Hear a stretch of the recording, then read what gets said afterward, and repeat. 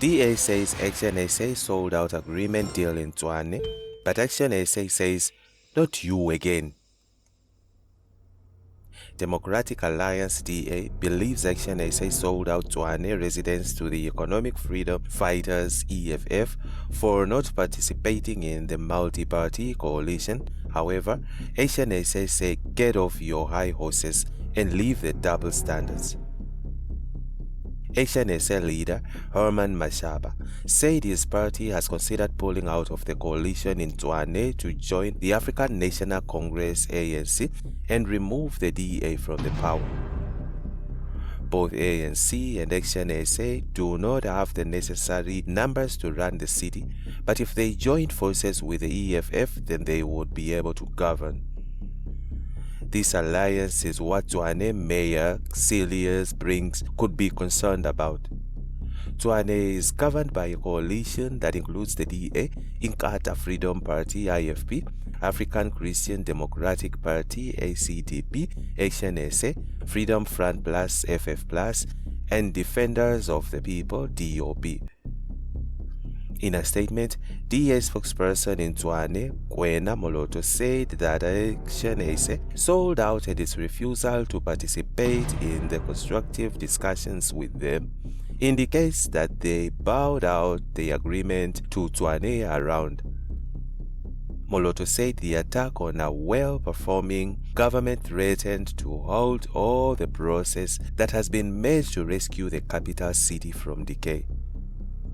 The people of Tshwane and our coalition partners have been betrayed by an ostensibly power-hungry part who aims to put the capital city on the same track as the other metropolitan municipalities in Gauteng, Ekurhuleni and Johannesburg, he said.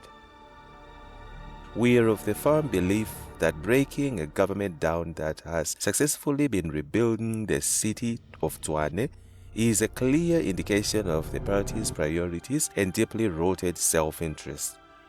Responding to the saga in the city, Mashaba on X, formerly Twitter, said, "It is interesting to deal with people who only respect agreements when it suits them. Do we still have an agreement?" According to them, the relationship with the DA has been abused and brutal. The DA recently ditched ActionSA to form a part of the Government of National Unity GNU led by the ANC. According to ActionSA, this was a violation of the agreement in the Moonshot Pact that was led by the DA. The deal was that no party would go into bed with the ANC.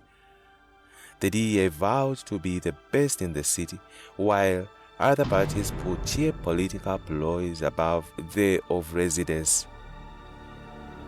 Meanwhile, the ANC has temporarily withdrawn its motion of no confidence against Brink following a High Court challenging the lawfulness of the motion.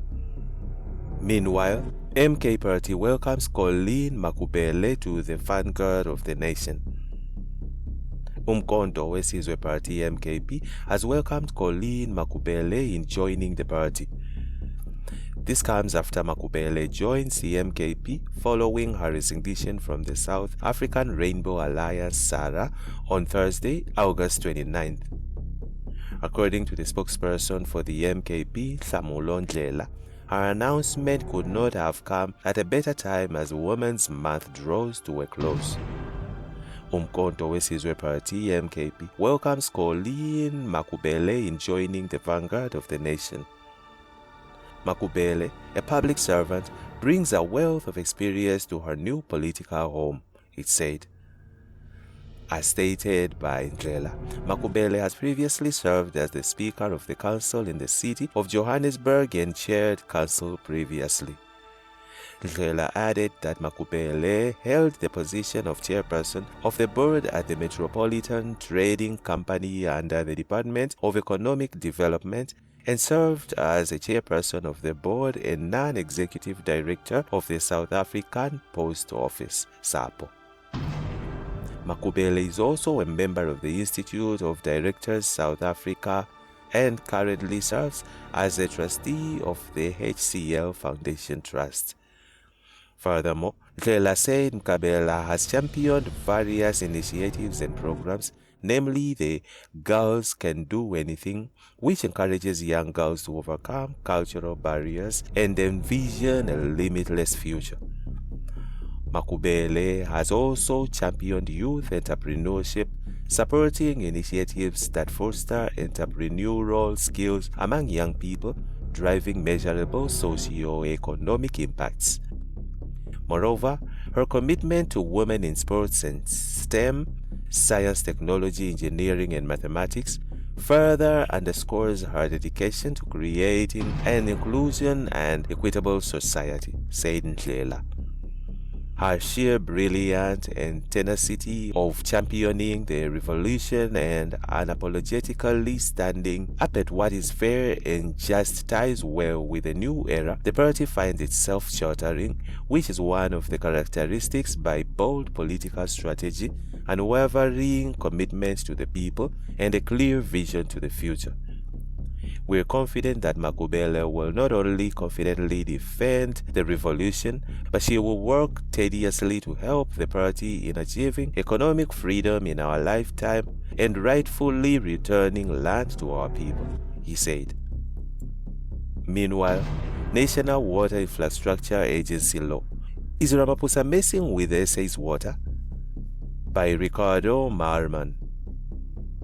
Ramaphosa has recently signed into the law legislation for the establishment of the South African National Water Resources Infrastructure Agency, a new state-owned company. This agency will have the powers to administer, fund, finance, implement, develop, alter, maintain, rehabilitate, refurbish, operate, and manage the national water resources infrastructure, to provide advisory services relating to such infrastructure, and to do all things necessary to fulfill the functions entrusted to it under this act, including promoting the state's socio-economic and transformation objectives. There is an inverse relationship between the enactment of legislation and the nation's freedoms. The signing of each new piece of legislation reduces the freedom of the people. Ramaphosa has signed into law a plethora of legislation encompassing almost every aspect of our lives. Any right-minded person would agree that this makes this GNU a totalitarian regime. The recent legislation of national water infrastructure seems benign and even altruistic, but remember, the road to hell is paved with many good intentions. We are witnessing the unfolding of a dystopian process like the 1973 movie Silent Green. The plot, the cumulative effects of overpopulation, global warming, and population have caused ecocide, leading to the severe worldwide shortage of food, water, and housing, bringing human civilization to the brink of collapse. Ramaphosa is calling for private investments into our nation's national water infrastructure, amongst others public resources and assets. Private ownership of public resources and assets awarded to certain private companies by elect governments creates numerous moral hazards and dilemmas. Let's not forget that Ramaphosa came to power in the ANC through his CR17 campaign that received enormous funding from the private sector. The DA is one of the most heavily funded political parties in SA, funded by the private sector. So, when the GNU is entered into public-private partnerships, it raises the questions of conflicts of interests. The private interests of profits and the public interests of the people of SA. Profiteering from the basic life necessities such as water is a moral hazard. Pains me to say, but the current national water legislation is not born from a process of national policy or political debate, but rather it is a foreign imposition. It is the part of the UN Agenda 2030 goals. Goal 6 to be exact, ensure availability and sustainability management of water and sanitation for all. Not surprisingly, the mainstream media bombarded us with news of aging and dilapidated water infrastructure, engineered problem, reaction and solution. The World Economic Forum (WEF) is a strategic partner of the UN, specifically in assisting the UN to achieve its 2030 agenda. The UN Forum Partnership was signed in the meeting held at United Nations headquarters between UN Secretary General Antonio Guterres and World Economic Founders and Executive Chairman Klaus Schwab to accelerate the implementation of the 2030 Agenda for Sustainable Development. Sigfox, a French company, has been awarded as a technology pioneer by the WEF. The fact that the National Treasury has entrusted Sigfox for monitor and support over 15 million smart water meters in the country underlines how robust the technology is. We expect this to be a catalyst to further grow our local IoT, Internet of Things, and system integrator ecosystem, said Sigfox South Africa CEO Craig Rood. Sigfox has a worldwide network stretching from SA to Mexico and even Iran. Sigfox is also a leading role player in the development of smart city technologies.